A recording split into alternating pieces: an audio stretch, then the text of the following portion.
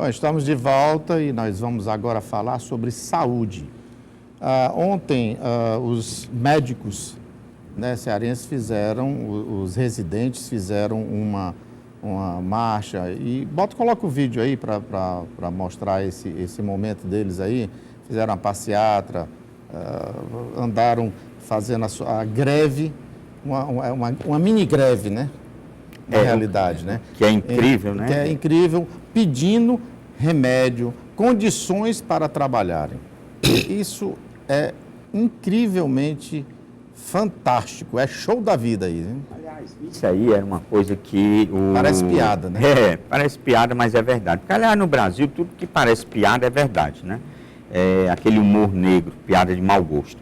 Mas no Brasil, a resposta que nós tivemos do governo Dilma a esse pedido aí não é o primeiro. Já vinha sendo feito em várias partes do Brasil as reclamações de falta de material, falta de condições para os residentes trabalharem, né, e se desenvolverem, porque os residentes hoje serão médicos amanhã. Qual foi a resposta que o governo deu? Criando aquele programa Mais Médicos para trazer cubanos que, segundo está sendo investigado pela Polícia Federal, não tinham nem diploma médico e estava sendo usado o programa para que fosse enviado recursos para Cuba, né? Alguns, inclusive médicos, chegaram a desistir. Diziam que até os médicos tinham alguns médicos que, na realidade, a folha deveria receber 10 mil reais, mas na realidade ele só receberia uma porcentagem desse valor e o resto iria para Cuba, né? Na verdade. Então você tem aí um governo que não investe no produto nacional, naquilo que é nacional. Por que ela não criou melhores universidades? Por que ela não pegou o recurso e ajudou os nossos médicos residentes a se tornarem médicos melhores? Certo? Então, quando a gente tem um governo que busca opções errôneas para a melhoria das áreas, nesse caso a área de saúde, nós temos que nos questionar para quem esse governo realmente trabalha. Porque para o povo brasileiro não é. Certo? Então, nós víamos os médicos, os jovens médicos, os estudantes pedindo que Dilma investisse, até uma piada, o pessoal dizia, faz de conta que eu sou cubano e investe em mim. E eles fizeram até um enterro simbólico, né?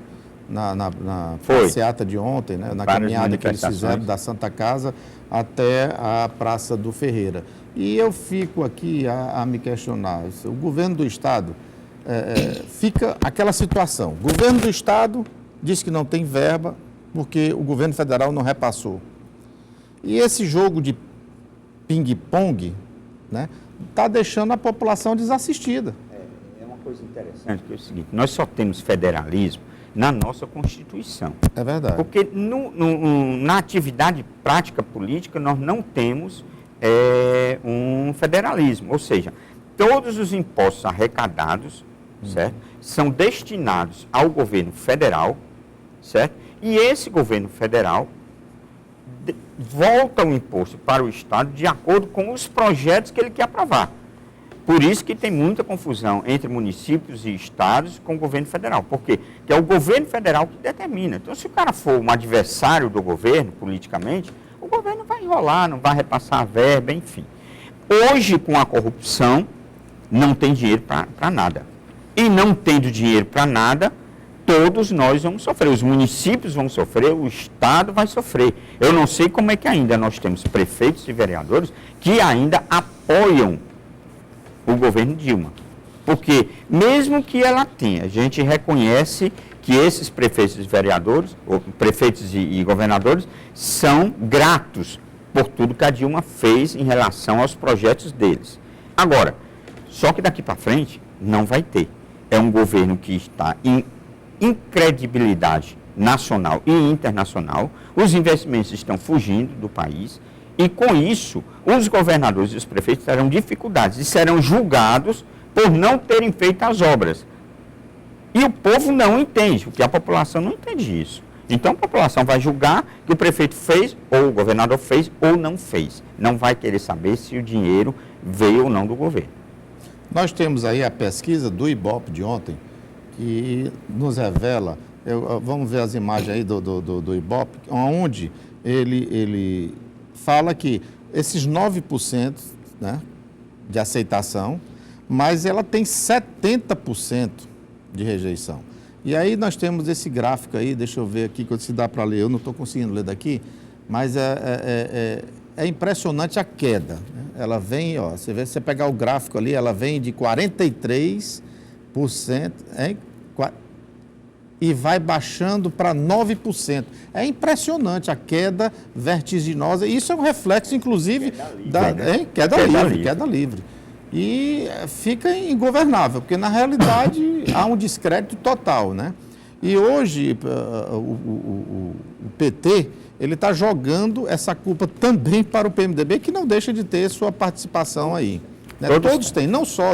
Eu acredito que toda política no Brasil, todos os partidos, todos têm sua parcela de culpa, uns mais, outros menos, mas a realidade está aí, é que hoje nós estamos diante de uma situação incômoda. E como é que você vê isso? Olha, eu me lembro que eu estive aqui no início das manifestações, né, já para convocar a população para manifestação, acho que a primeira foi dia 12 de março, ou 15 de março, não me recordo bem, mas...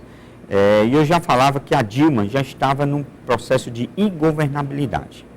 Agora, sempre foi comum, eu via falar, que o problema político do Brasil não se restringia apenas à presidência da República. Nós tínhamos sujeira nos 3 poderes da República. Como consertar uma situação como essa? Você pega um Congresso que a boa parte dos deputados, vamos esquecer um pouco a corrupção, eles foram coniventes com esse governo. Receberam propina para aprovar medidas provisórias que nós não sabíamos se essas medidas provisórias seriam bom para o povo ou bom para o bolso dos empresários que davam dinheiro para o PT. Né? Nós tivemos medidas, projetos de lei feitos para agradar o governo. Aquele projeto, mapeamento que, segundo eles, diziam que seria bom para o Brasil. Não havia mais na Câmara Federal, na Câmara Alta, no Congresso Nacional, Câmara de Deputados e Senado. Um debate político, como também não existia aqui embaixo, nos partidos políticos. Tudo se resumia a quem está na situação e quem está na oposição. Então, parou-se de fazer política, que é uma pessoa que faz política, está determinada, está na situação, mas vê que o governo está fazendo algo que é errado, essa pessoa, como político, deve avisar. Você não via isso, você via um puxa-saquismo do governo e sim senhor, certo? Uma aceitabilidade a tudo que o governo dizia, tanto desde o governo Lula e dando continuidade ao governo Dilma. Aí, já que quando você fala do governo Lula, eu acho que a Dilma já pegou um governo já totalmente corrompido. Né? Com certeza. Quer dizer, ela já fazia parte, né, do grupo. Fez parte. Então, ela estava consciente, embora se queira negar, como o Lula disse que não sabia e tal, e que o governo... Hoje a temática é dizer que todo esse processo começou com o governo Lula em caça às bruxas. Mas a gente tem que lembrar que esse próprio governo também foi o governo que mais botou gente corrupta. Que chegou ao ponto do povo não aguentar mais e as coisas ficaram tão claras e evidentes que começaram a explodir. Você tocou numa temática interessante, que é o seguinte, para você ser candidato, para você virar uma peça corrupta do governo, você tem que passar por uma eleição. Começa nos partidos políticos, na formação das chapas partidárias. Isso. Certo? Aí a formação das chapas partidárias vai para a convenção. Já se bota todo mundo, porque quem quiser ser candidato é candidato. Já existe uma dificuldade até... Existe uma dificuldade de ter candidato para a formação da chapa. Por isso que eles não acabaram ainda com a tal da coligação.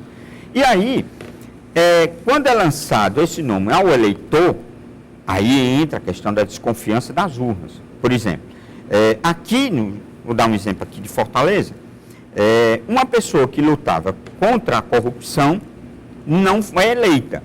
E um vereador acusado pelo Ministério Público cuja... Ficha suja, né? Ficha suja, acusado pelo Ministério Público, réu confesso, sentenciado, e cuja a esposa tinha Bolsa Família, é o terceiro vereador mais bem votado. Você tem algo errado nesse sistema. Entendeu? A interpretação do eleitor, que nós já estamos trabalhando um processo na América Latina para que acabe com o populismo, o eleitor vota naquele cara que é legal, que faz uma festinha, que dá o assistencialismo. É o gente boa, né? É o gente boa. Né? Esse gente boa gastou na campanha e vai querer recuperar de volta. Verdade. Por isso que nós entramos, inclusive, com uma ação há um tempo atrás, o Ministério Público. Hoje o Ministério Público fez uma ação contra a Câmara Municipal de Fortaleza, que está rolando aí, com relação a essa questão da corrupção. Então, mas não é só lá. No Rio de Janeiro, por exemplo, houve prisões com relação a isso. Certo. Então, fechando aqui esse tema que nós estamos abordando, a gente tem só que entender uma coisa. A população também, ela é conivente. Conivente. E se ela é conivente, ela tem a maioria da culpa. Por que a maioria da culpa? Porque ela é quem deu legalidade para aquele corrupto estar lá à frente a serviço e dizendo que está a interesse dos que o elegeram. E, na verdade, isso não acontece. Bom, nós vamos aos nossos comerciais e voltamos já já.